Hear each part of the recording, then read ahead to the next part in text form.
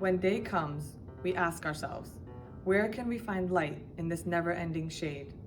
The loss we carry, a sea we must wade. We've braved the belly of the beast. We've learned that quiet isn't always peace. And the norms and notions of what just isn't always justice. And yet the dawn is ours. Before we knew it, somehow we do it.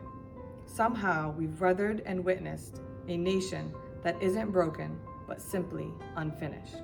We, the successors of a country and a time, where a skinny black girl descended from slaves and raised by a single mother can dream of becoming president, only to find herself reciting for one. And yes, we are far from polished, far from pristine, but that doesn't mean we are striving to form a union that is perfect. We are striving to forge a union with purpose, to compose a country committed to all cultures, colors, characters, and conditions of man. And so we lift our gazes, not to what stands between us, but what stands before us. We close the divide because we know, to put our future first, we must first put our differences aside. We lay down our arms so we can reach out our arms to one another. We seek harm to none and harmony for all. Let the globe, if nothing else, say this is true. That even as we grieved, we grew. That even as we hurt, we hoped. That even as we tired, we tried. That we'll forever be tied together, victorious.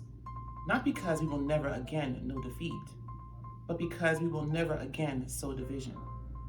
Scripture tells us to envision that everyone shall sit under their own vine and fig tree, and no one shall make them afraid. If we're to live up to our own time, then victory won't lie in the blade, but in all the bridges we've made. That is the promised glade, the hill we climb. If only we dare, it's because being American is more than the pride we inherit. It's the past we step into and how we repair it. We've seen the force that would shatter our nation rather than share it, would destroy our country if it meant delaying democracy. And this effort very nearly succeeded. But while democracy can be periodically delayed, it can never be permanently defeated. In this truth, in this faith, we trust. For while we have our eyes on the future, history has its eyes on us. This is the era of just redemption. We feared at its inception. We did not feel prepared to be the heirs of such a terrifying hour. But within it, we found the power to author a new chapter. Offer hope and laughter to ourselves. So while once we asked, how could we possibly prevail over catastrophe? Now we assert, how can catastrophe possibly prevail over us? We will not march back to what was, but move to what shall be. A country that is bruised but whole, benevolent but bold, fierce and free. We will not be turned around or interrupted by intimidation, because we know our inaction and herita will be the inheritance of the new generation. Our blunders become their burdens, but one thing is certain: if we merge mercy with might and might with right, then love becomes our legacy and change our children's birthright. So let us leave behind a country better than the one we were left with.